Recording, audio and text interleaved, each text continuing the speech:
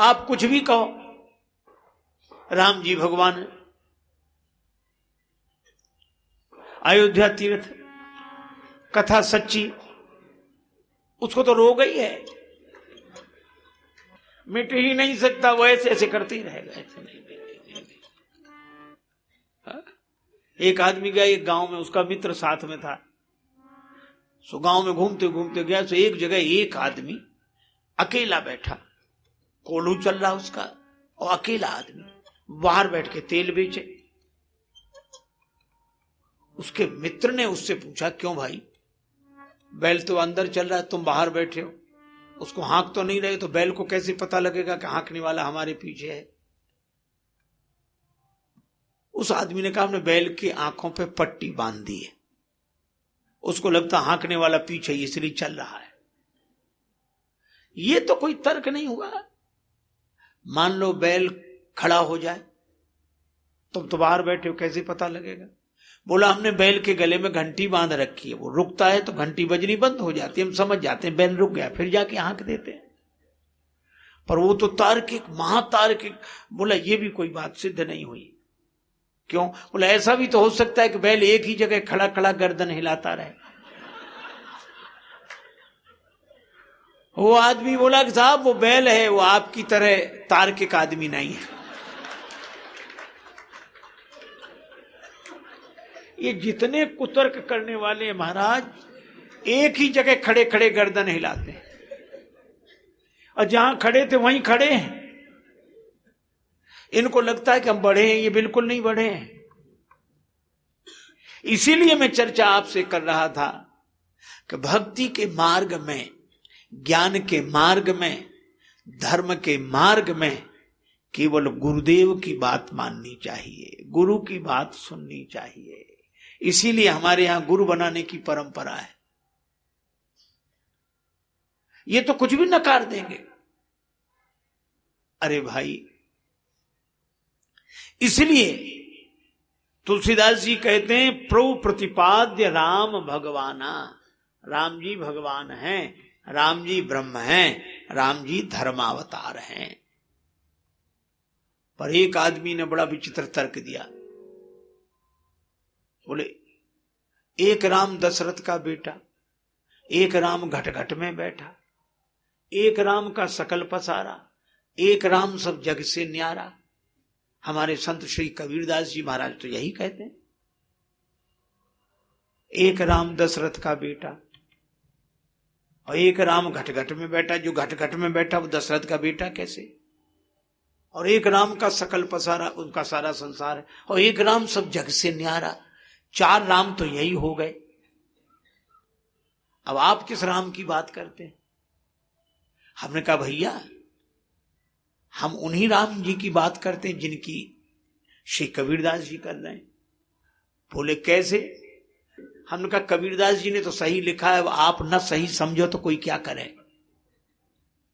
बोले, कैसे? उन्होंने चार बताए, एक राम दशरथ का बेटा, एक राम घट घट में बैठा। हमने चार नहीं बताए। कहा, क्यों? हमने, वो तो एक ही कहते हैं, एक राम दशरथ का बेटा, एक राम घट घट में बैठा, एक राम का सकल पसारा, एक राम सब जग से न्यारा। काम चार हो गए पर राम तो एक ही है। रूप चार हो गए पर राम तो एक ही। बोले, ऐसे तो हमने सोचा ही नहीं। हमने कहा, और सरल सा सोच लो इसको। बोले, कैसे? हमने कहा, ये कहा करो, वही राम दशरथ का बेटा, वही राम घट घट में बैठा, उसी राम का सकल पसारा, वही राम सब जग से न्यारा। बोले, वही कैसे हो जाएगा? वो एक कैसे रहेगा फिर अगर इतने उस रूपों में हो जाएगा? अरे हमने कहा, सरल बात है। हमने कहा, एक बात बताओ। उन्हीं सज्जन से कहा। बोले, बोलो। हमने कहा, तुम बाप हो कि बेटे? अब वो परेशान हुआ।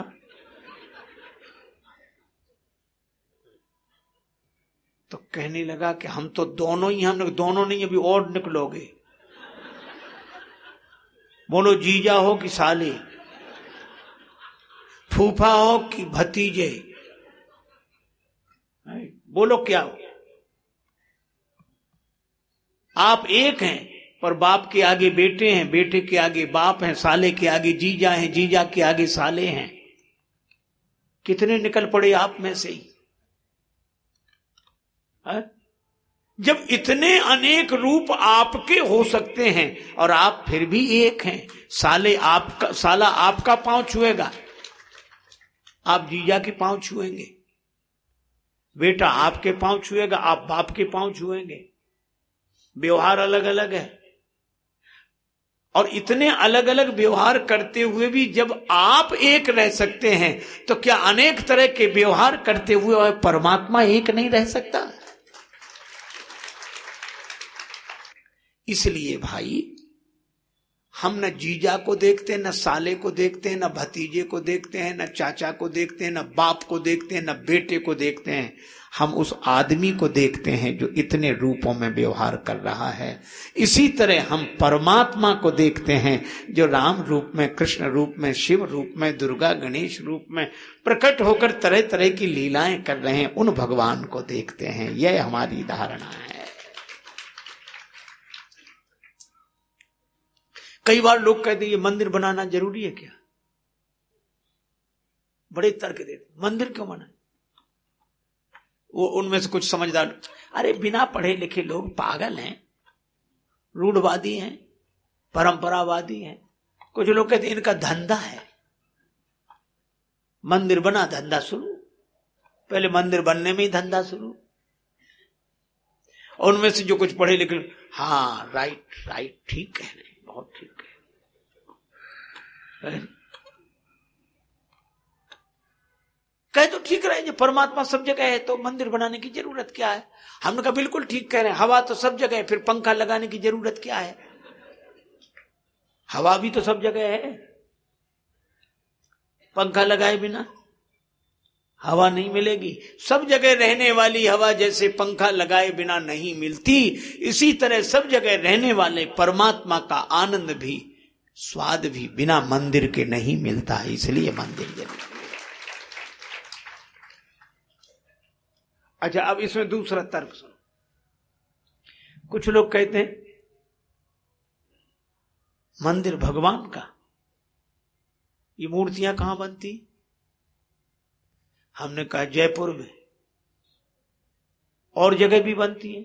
संगमरमर की मूर्तियां बहुत जगह बनने लगी। तो जिनने मूर्तियां बनाई वे भगवान बना सकते हैं? भगवान ने उनको बनाया कि उनने भगवान को बनाया?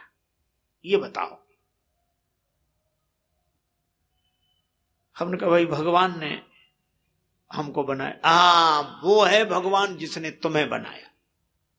तुम कैसे जो भगवान को बना दो? ये तुम्हारी बनाई हुई मूर्तियां, इनका क्या प्रमाण है कि ऐसे ही नाक नक्शा था, ऐसे ही रूप था? इसका क्या प्रमाण है, उसका क्या प्रमाण? आप बताओ। मैं ऐसे लोगों से एक ही बात कहता हूं, हवा सब जगह है। हम हवा की मूर्ति नहीं बना रहे, हम पंखा लगा रहे हैं। हवा हमने नहीं बनाई, लेकिन पंखा हमने बनाया। जैसे पंखा लगाने पर हमें हवा प्राप्त होती है, इसी तरह हमने भगवान को नहीं बनाया, हमने मंदिर को बनाया। इस साकार मंदिर के द्वारा उस निराकार परमात्मा का अनुभव हमें होता है। इसलिए, और इसमें कोई कठिनाई नहीं है। आप भगवान को जहां जिस रूप में स्वीकार करें, भगवान उस रूप में वहां हैं। यही इसीलिए पंक्ति मैंने कही, हरि अनंत हरि कथा अनंता। आप जहां भगवान को मान लो, भगवान वहीं है, क्योंकि भगवान सब जगह है। मैं कई बार कहता हूं, रायपुर वालों को दुर्ग अगर जाना हो तो जाना पड़ेगा, और दुर्ग वालों को रायपुर आना हो तो आना पड़ेगा। लेकिन रायपुर वाले धरती को पाना चाहें तो दुर्ग जाने की जरूरत है, और दुर्ग वालों को धरती पानी हो तो रायपुर आने की जरूरत नहीं है, क्योंकि धरती यहां भी है, धरती वहां भी है। शहर पाना हो तो जाना पड़ेगा, धरती को पाने के लिए कहीं नहीं जाना पड़ेगा। इसी तरह हम आपसे कहते हैं कि व्यक्ति को पाना हो तो हमें जगह जगह बदलकर जाना पड़ेगा, लेकिन सर्वव्यापक परमात्मा को पाना हो तो कहीं नहीं जाना पड़ेगा। आप जहां मानेंगे वहीं हैं, जिस जगह माने वहीं हैं। इसीलिए हमारे यहां तो इतना तक कहा जा दिन ते हरि गर्भैया, जा दिन ते हरि गर्भैया, सकल लोक सुख संपत्ति छाए, सकल लोक संपत्ति छाए। भगवान गर्भ में आ गए। अच्छा देखो, यह विचार करते ही अपना मन हर्ष से भर जाता है। भगवान गर्भ में आ गए, भगवान हमारे भीतर गर्भ में आ गए। कितना आनंद मिलता है मन को यह सोचने से ही कि भगवान हमारे भीतर। तब तक एक तार्किक बोला, भगवान भी गर्भ में आते हैं, और गर्भ में आ गए तो भगवान कैसे? फिर जीव में परमात्मा में अंतर क्या? एक बार ऐसे ही कोई तर्क कर रहा था, एक महात्मा बैठे थे, उन्होंने कहा क्यों, क्या बात है? बोले भगवान कहीं गर्भ में आते हैं। महात्मा बोले क्या भगवान माता के गर्भ में नहीं थे? बोले नहीं थे का क्या मतलब? बोले जब सब जगह हैं तो वहीं नहीं थे। जब ईशावास्य मिदम सर्वम यत्किंच जगत्याम जगत, सब जगह भगवान हैं, तो माता का गर्भ सब जगह से अलग है। पर हम सोचते ही नहीं। हाँ नहीं है तो बोले फिर है तो क्या कर रहे हो? जब सब जगह भगवान है तो जिसने जहां माना वहीं ठीक है, और यह बात ठीक है। लेकिन लोग माने तब तो। ये तर्क करने वाले तो ऐसे होते जैसे एक आदमी रेलगाड़ी में बैठा गठरी अपने सिर पे रखे। किसी ने कहा रेलगाड़ी में बैठे तो गठरी सिर पे क्यों? बोले पूरा वजन रेलगाड़ी पे नहीं, कुछ तो वजन अपने सिर पे भी होना चाहिए। ये बेकार का सिर दर्द पैदा कर रहा है। तो ये तार्किक खुद तो कहीं जाते नहीं, चलते नहीं, पहुंचते नहीं, ये केवल गति अवरोधक का काम करते हैं। कोई सही रास्ते पे चले तो ऐसा नहीं, अरे वैसा नहीं। राम जी, अच्छा राम जी हुए थे या नहीं? सीता जी हुई थी या नहीं? कुछ लोग क्या कहते हैं, मिथक है, कल्पना की गई। अच्छा चलो राम जी की कल्पना की गई, इन लोगों की बात मान लो, चलो सीता जी। अयोध्या भी कल्पना की गई, चित्रकूट कल्पना की गई।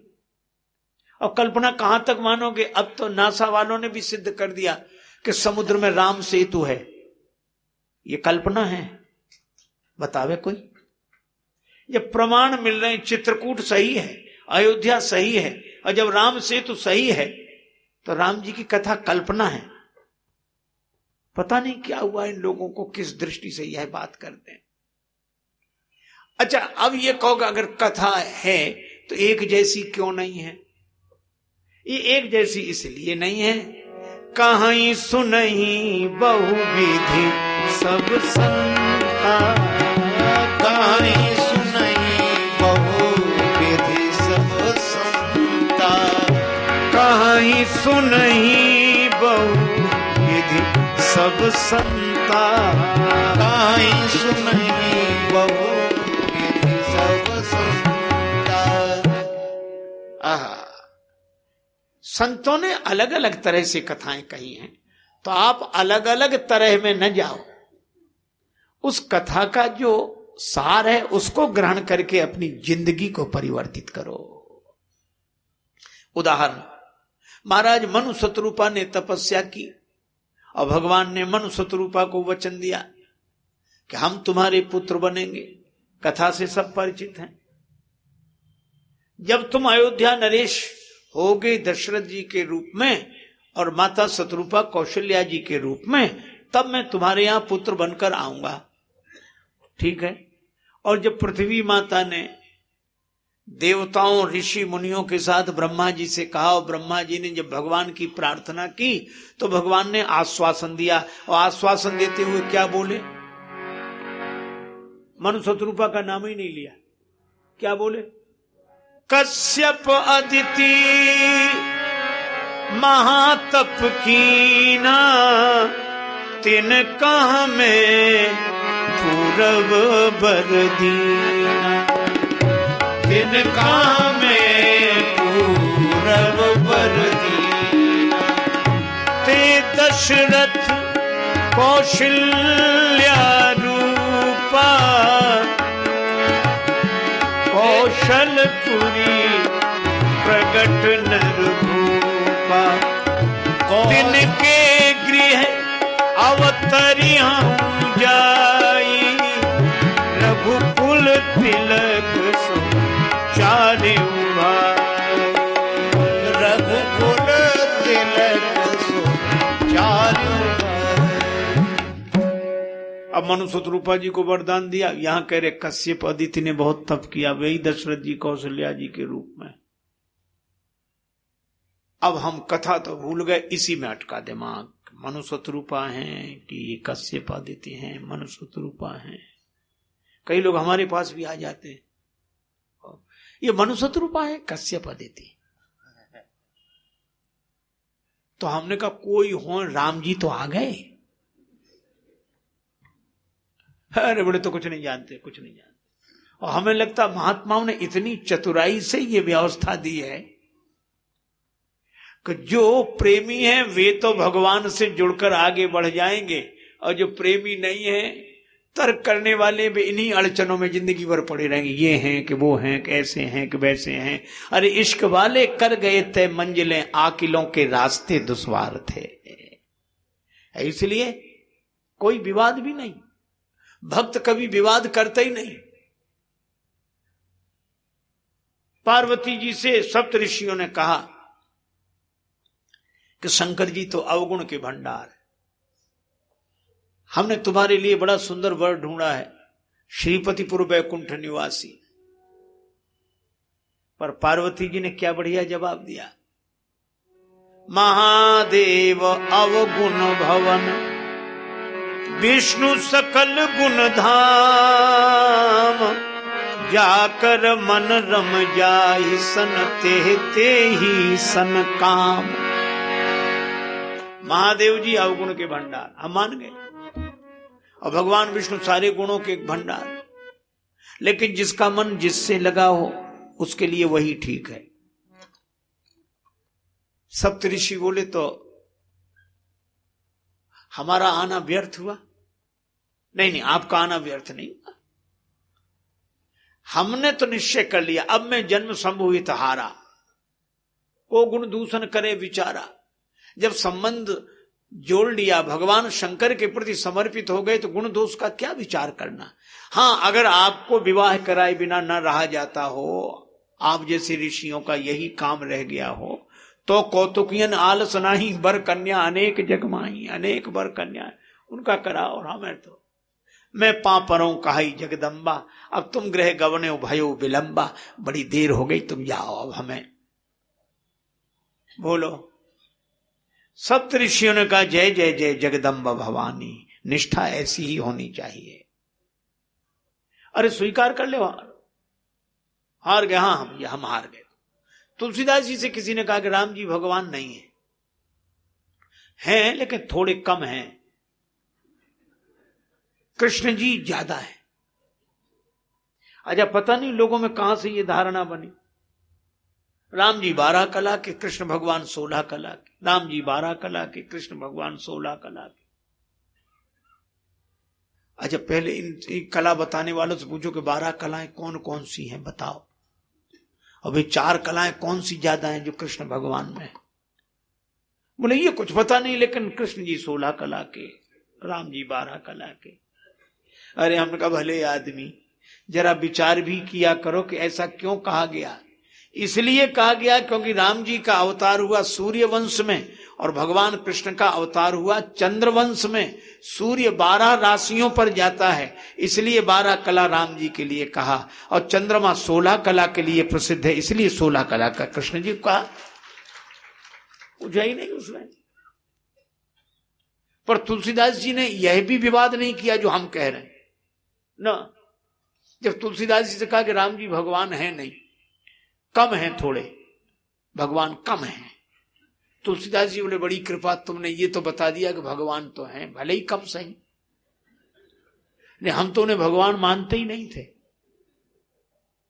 जो जगदीश तो अति भलो, अगर वो परमात्मा है तो बड़ी अच्छी बात, और जो महीश अगर राजा है तो भाग, हमारा भाग्य है।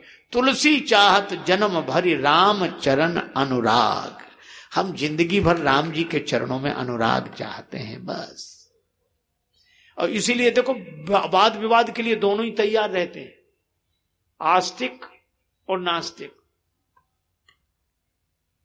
एक सज्जन ने तो बड़ी अच्छी बात कही कि ना आस्तिक पहुंचता है ना नास्तिक।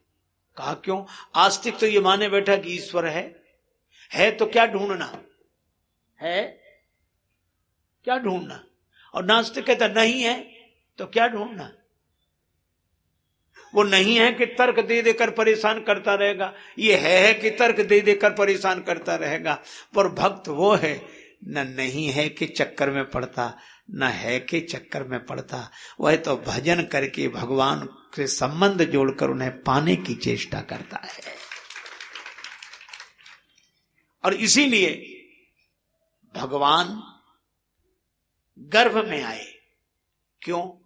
इंसान गर्भ में आता है, और हम लोगों का जितना संबंध है संसारियों से, उन्हीं लोगों से जो गर्भ में आए, उन्हीं लोगों से जिनका जन्म हुआ, उन्हीं लोगों से जिनका बचपन हुआ, उन्हीं लोगों से जिनका विवाह हुआ। भगवान ने कहा जब इसका मन मुझ में नहीं लगता, संसार के ही जन्म गीत ब्याह आदि में लगता है, तो भगवान ने करुणा करके कहा कि चलो हम तुम्हारे लिए जगत ही बने जाते हैं। और भगवान जब जगत बने तो हमें मन जगत से ऊपर उठाना नहीं पड़ा। हम तो भगवान के जन्मदिन की बधैया गाने लगे, बधैया बाजे आंगने में, बधैया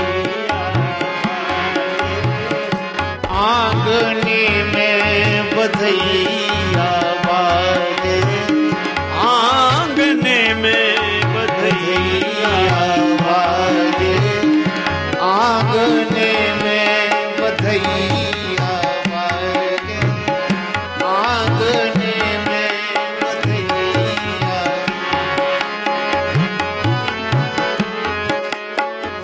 प्रेम भरी प्रमदामिनी नाचे, प्रेम भरी प्रमदामिनी नाचे, घुंघरू बांधे पायने में बधैया बाजे, आंगने में बधैया बाजे, आंगने में बधैया बाजे, आंगने में बधैया,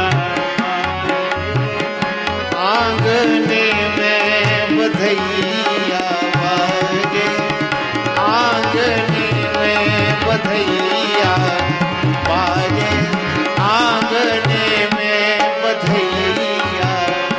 मृगनैनी पिक बैनी अवध की, मृगनैनी पिक बैनी अवध की, तोरत तान, तोरत तान, तोरत तान, रागने में बधैया बाजे, आंगने में बधैया बाजे, आंगने में बधैया बाजे, आंगने में बधैया। मैं तो कहता हूं आप भगवान के भाव से अपने मन को भर कर देखिए, आप आनंद में रहेंगे, आनंद में।